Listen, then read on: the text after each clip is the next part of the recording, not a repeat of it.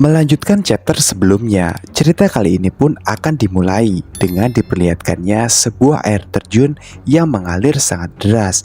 Dari sana kemudian terlihat seseorang yang langsung melompat ke dalam air terjun tersebut. Ternyata itu adalah Yayun. Maksud dari Yayun ke sini tak lain adalah untuk mengambil sebuah harta karun yang berada di dasar tempat ini. Hal itu dikarenakan Yayun dapat bertahan dalam genangan air yang mengalir sangat kencang sebab ia telah berhasil meminum pil water avoid untuk menyelam dan mencari keberadaan harta karun tersebut. Tak lama berselang kemudian muncul sebuah notifikasi sistem yang menjelaskan jika ada aroma harta karun yang sangat tercium kuat di arah selatan sana. Yayun pun dengan bersemangat langsung menuju ke arah yang telah ditunjukkan oleh sebuah notifikasi sistem. Hingga kemudian ia pun melihat di dasar laut. Apa yang dicarinya saat ini sudah berada di depan mata Yayun. Segera Yayun pun berpendapat dalam hatinya, ada harta karun yang sangat kuat yang tersembunyi di bawah kolam roh ini. Itu sangat bagus. Tak usah buang waktu, mari segera kita ambil. Notifikasi sistem kembali muncul yang menjelaskan, selamat kepada host karena telah memperoleh 4.000 poin pengalaman sekaligus dengan mengambil harta karun ini. Ini bagus, sekarang waktunya kita kembali. Berkat kolam roh ini, aku telah naik ke ranah kiblot. Dan tahap ketiga setelah melahap harta itu.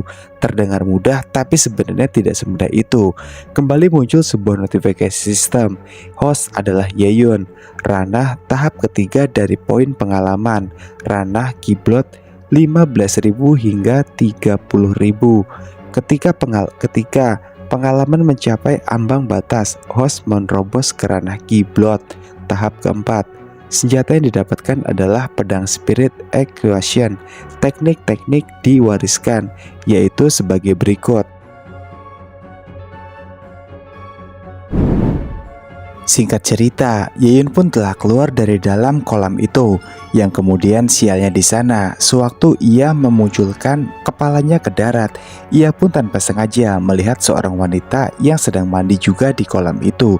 Wanita itu pun tertegun menghadap ke arah Yayun, dan seketika ia pun berteriak sangat kencang sekali, karena ia mengira jika Yayun sengaja untuk mengintipnya sewaktu ia sedang mandi dari dekat. Yayun pun berkata pada wanita itu yang nampaknya sangat marah pada sikap dari Yayun, "Nona, kamu ini salah paham. Semua ini tidak seperti yang kau kira. Aku bisa menjelaskannya." Tapi wanita itu pun sangat marah dan kesal dengan Yayun. Ia pun berusaha di sini untuk menyerang Yayun dan berharap jika sialan seperti Yayun seharusnya segera untuk mati saja. Yayun pun hanya bisa menangkis serangan dari wanita tersebut. Sudah aku bilang, ini hanyalah sebuah kesalahpahaman. Semuanya tidak seperti itu. Anehnya di sini kemudian tiba-tiba saja wanita itu pun mengeluarkan sebuah darah dari mulutnya. Darah itu masih sangat segar. Yayun yang cemas kemudian memeluknya. "Hei, kau baik-baik saja?" seruan dari Yayun yang sangat khawatir dengan wanita itu. Ia lalu melepaskan tangannya. Seketika itu tubuh wanita itu pun menjadi sangat lemas. Ia juga meminta Yayun untuk sebaiknya melepaskannya dan menjaga jarak darinya. Yayun baru tersadar jika ada sebuah luka pedang yang tersayat di bahu wanita itu. Ia pun juga sadar sepertinya jika luka ini adalah luka yang diakibatkan oleh seorang yang lebih kuat darinya. Tak lama berselang, muncul beberapa orang yang dengan gagah mengendarai kuda. Ia pun sepertinya menginginkan wanita itu dari Yayun dan memintanya untuk diserahkan pada mereka. Yayun pun sadar jika situasi ini adalah situasi yang tidak baik, karena mengingat pimpinan mereka itu sepertinya adalah sosok orang yang sangat kejam dan juga brutal. Yayun mengerutkan wajahnya. Geng Wild Horse. Mereka adalah geng pencuri terkenal yang berkeliaran di sekitaran kota Bayun. Mereka sering menjarah kota dan melakukan segala macam kejahatan. Aku tidak akan membiarkan wanita ini terluka olehnya. Pemimpin geng itu yang kepalanya sedikit botak. Ia pun berkata pada Yayun, "Aku sudah memperingatkanmu terlebih dahulu, tapi begitu pedangku lepas dari sarungnya, kamu tidak mungkin bisa hidup lagi. Jadi sekarang pilihan ada di tanganmu. Kebetulan sekali, aku juga sama, ujar Yayun. Aku juga sama mencari orang-orang seperti kalian dan ingin segera aku habisi. Pimpinan itu pun nampaknya tidak terima dengan perkataan dari Yayun. Segera ia mengeluarkan pedangnya dan bersiap untuk memulai sebuah pertarungan dengan Yayun. Pandangan Yayun pun sangat tajam memandangi bos botak itu yang kemudian dengan satu kali kibasan saja dari tangan Yayun, bos itu pun tiba-tiba saja mati. Tak hanya bosnya, seluruh anggotanya pun juga tewas dihabisi oleh Yayun. Mengingat Yayun sangat benci sekali orang-orang seperti mereka yang kehadirannya hanya untuk merugikan orang lain. Setelah itu Yayun pun menggendong wanita itu yang sepertinya terluka sedikit parah. Kemudian muncul sebuah notifikasi sistem lagi yang menjelaskan pemberitahuan melahap dimulai. Saat ini ada 7 orang terdeteksi yang dapat dimakan bersama dengan sejumlah besar bandit yang mereka bawa. Sistem dapat melahap mereka semua sekaligus secara bersamaan. Yin pun tahu, oh bisakah sistem melahap semuanya sekaligus? Tapi jika dari notifikasi barusan, sepertinya ini terdengar sangat baik. Baiklah, itu bisa menghemat banyak waktuku yang tersisa. Kemudian Yayun pun segera menekan tombol yes, yang itu artinya ia mengaktifkan untuk melahap sekelompok selesai. Dan Yayun saat ini memperoleh 220.000 poin pengalaman sekaligus, yang itu artinya banyak kemenangan dan juga keunggulan yang diraih oleh Yayun. Kemudian Yayun pun menaruh wanita itu. Ia pun berjalan dan berkata, meskipun semuanya jelek, untungnya jumlahnya sangat banyak. Jadi itu cukup untuk membantuku menerobos ke ranah selanjutnya. Kalau begitu Nona, aku akan meninggalkanmu di sini dan semoga kau beruntung di depan sana. Sekarang tidak ada lagi sosok yang mengejarmu, jadi kurasa kau sangat aman. Tapi wanita itu pun berteriak, hei tunggu dulu, sepertinya kita belum saling mengenal satu sama lain. Kemudian wanita itu pun setelah berada di dekat Yayun, ia berterima kasih karena telah disembuhkan oleh Yayun, karena telah menyelamatkanku. Sepertinya aku salah paham terhadapmu sebelumnya. Mohon maaf, aku tidak bermaksud demikian. Oh iya, aku Qin Yao. Siapa namamu dan dari mana asalmu? Wanita itu pun memperkenalkan namanya. Yayun menjawab, aku adalah Yayun dari keluarga Ye di kota Bayun. Terima kasih kembali. Geng Wild Horse melakukan segala macam kejahatan. Aku membunuh mereka demi rakyat juga, dan bukan semata-mata hanya ingin mencari simpatik dari dirimu karena kau memang cantik. Ya, aku tahu jika kau bukan tipe laki-laki yang mata keranjang. Hei, aku dari sekte Kaiyuan di daerah Qingyan. Aku di sini bersama dengan para tetua sekte untuk merekrut murid-murid yang luar biasa.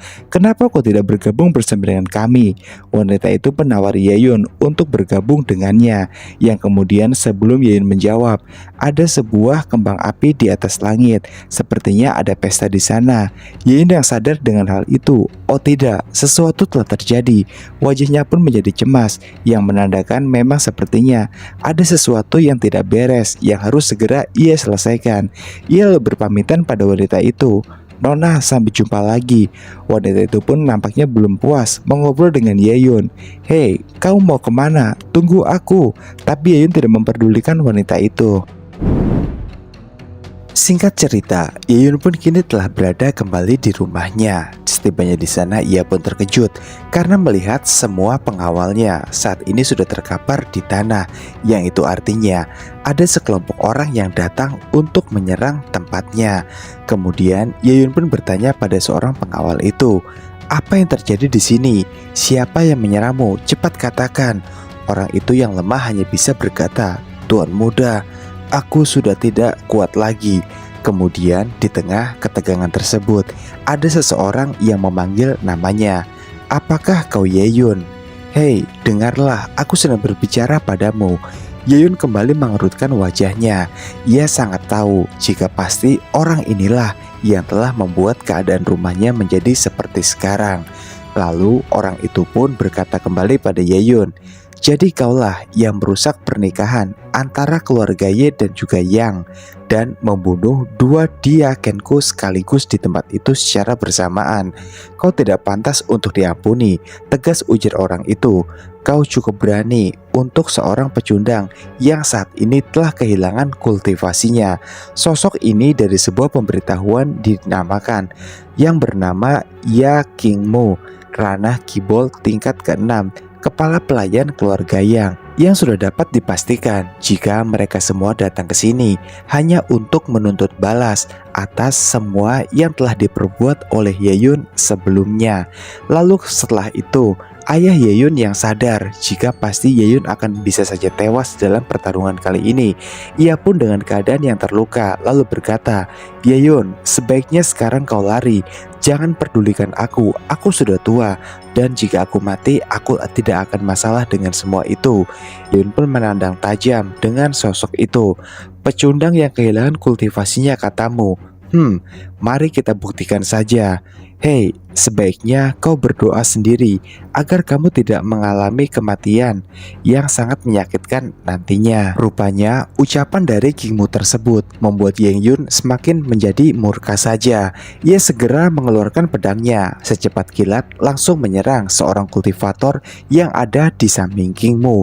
Hingga pada akhirnya semua orang pun terkejut karena hanya ada sekilatan cahaya saja yang berusaha untuk mendekat ke arah mereka. Itu semua terjadi sangat cepat sekali dan mereka tidak sadar apakah yang telah terjadi pada mereka karena kilatan hitam itu langsung menyambar ke arah seorang kultivator tersebut. Hingga pada akhirnya tiba-tiba saja ada sesuatu yang disadari oleh kultivator tersebut.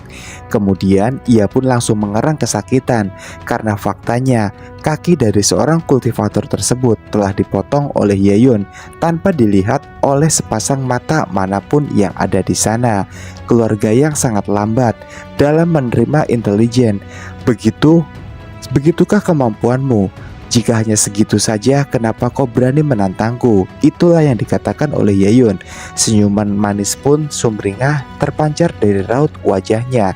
Kingmu yang melihat hal itu, ia pun berkomentar, "Apa yang terjadi? Aku bahkan tidak melihat kapan dia menghunuskan pedangnya itu.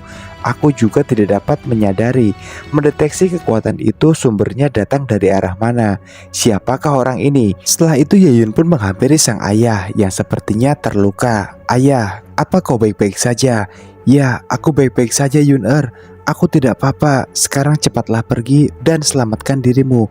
"Ayah, tenang saja, aku akan segera bereskan semua masalah kecil ini." Kemudian Kingmu pun datang bersama dengan para kultivatornya. Ia pun menunjuk Yeyun dan ia berkata, "Hei sialan, sebaiknya ayo cepat kita buktikan kekuatan kita. Aku ingin tahu di ranah apa kultivasimu sekarang, dan jangan buang waktu, ayo cepat kita bertarung." Ucapan Kingmu itu pun disambut baik oleh Yeyun. Kemudian mereka pun sepertinya siap untuk memulai sebuah pertarungan, membuktikan siapakah yang paling kuat di antara mereka. Namun, sewaktu Yeyun bersama dengan Kingmu hendak bertarung habis-habisan, tiba-tiba saja tetua Kyu pun lalu datang dan berada tepat di tengah-tengah di antara mereka berdua. Tetua Kyu lalu berkata, "Hei, kalian berdua pemuda, dengarkan apa yang akan aku katakan dan jangan berani ada yang bergerak. Sadar dengan siapakah yang datang." Kingmu pun lalu memberikan hormat. "Tetua Kyu, mengapa Anda ada di sini? Apakah ada sesuatu hal yang penting yang akan disampaikan untukku?" Semua orang di sana pun juga sama terkejutnya. Apakah ini tetua dari sekte Kaiyuan, Kyu Qingyun, orang yang merupakan master ranah Grandmaster tahap pertama? Sekte Kaiyuan adalah sekte bergengsi dan ada banyak kekuatan menakutkan. Kerajaan bela diri tingkat atas lainnya di sekte tersebut. Mereka sangat disegani oleh semua sekte yang ada. Tetua Kyu lalu berkata, "Aku datang ke sini untuk membalas budi kepada Tuan Ye yang sangat berjasa atas penyelamatannya tadi." Lalu Tetua Kyu melirik ke arah semua orang. "Kepentingan pribadiku, aku akan bertanya-tanya, apakah Tuan Ye tertarik untuk bergabung dengan sekte Kaiyuan?" Lalu kemudian di sana semua orang pun terkejut mendengar apa yang dikatakan oleh Tetua Kyu, termasuk Kingmu. Kingmu berpendapat, apakah aku mendengar bahwa Sekte Kaiyuan hanya akan menerima murid dan ambang batas untuk bergabung dengan sekte tersebut sangat keras. Para tetua tidak akan keluar untuk merekrut murid dengan mudah, karena untuk menjadi murid dari sekte itu minimal dibutuhkan waktu 100 tahun untuk satu murid yang akan mereka rekrut. Dan sekarang tetua Kyu sendiri yang langsung meminta Ye Junlin untuk bergabung bersama dengan sektenya. Ini gila menurutku. Dengan tegas dan juga sangat lantang, Ye Yun lalu menjawab pertanyaan dari tetua Kyu, yang dimana ia berkata, "Aku tidak tertarik sama sekali dengan tawaran itu, karena aku hanya ingin hidup bebas untuk mendisiplinkan kumpulan para sampah yang bertindak sesuka hati mereka sendiri, yang dimana hal itu sangat merugikan orang lain dan juga orang-orang di sekitar wilayahku." Sembari Ye Yun memegang pedangnya, mengarahkannya tepat ke arah King Mu. King Mu yang sadar hal itu jika itu adalah sebuah penghinaan untuknya, ia pun nampak marah dan ingin langsung menghabisi saja Ye Yun di hadapannya saat ini. Tetua Kyu pun lalu langsung menghadang King Mu. Ia berkata, "Kepala pelayan Yang, sepertinya kamu tidak mengerti dengan apa yang baru saja aku katakan. Apakah kamu ingin menjadi musuh dari Sekte Kaiyuan? Apakah memang demikian?" Auranya pun terpancar sangat tajam dari tetua Kyu. Hal itu pun membuat King Yuan pun sadar. "Saya tidak mau, Tuan, ampuni saya. Apakah ini aura Master ranah Grandmaster?" Auranya sangat kuat dan juga misterius sekali. Aku tidak bisa membayangkan seberapa kuatkah kekuatan yang dimiliki olehnya. King Mu pun kemudian langsung kembali memasukkan pedangnya. Lupakan saja hari ini," itulah ujarnya. "Jika kamu menginjakan kaki di Kabupaten Qingyan, suatu hari nanti aku akan memenggal kepalamu." Itulah yang dikatakan oleh King Mu terhadap Ye Yun. Dan di sini ancaman dari King Mu itu sama sekali tidak membuat Ye Yun menjadi gentar. Ia pun tidak terlalu menggubris hal itu. Lalu King Mu pun berkata pada para kultivatornya, "Ayo, sekarang kita cepat pergi." Ye Yun pun hanya tersenyum dingin. Ia tidak mengucapkan apa-apa. Yang kemudian muncul sepatah kata dari ucapan Ye Yun. Ia berkata, "Pergi. Apakah aku menyuruhmu pergi, sialan? Hei, jangan harap kau bisa pergi sekarang. Kau harus meninggalkan tangan yang telah menyakiti ayahku." Ye Yun langsung mengebaskan pedangnya ke arah King Mu. King Mu pun hanya bisa terdiam gemetaran di sana, seakan ia tahu bahaya apa yang akan terjadi menimpa dirinya sesaat lagi.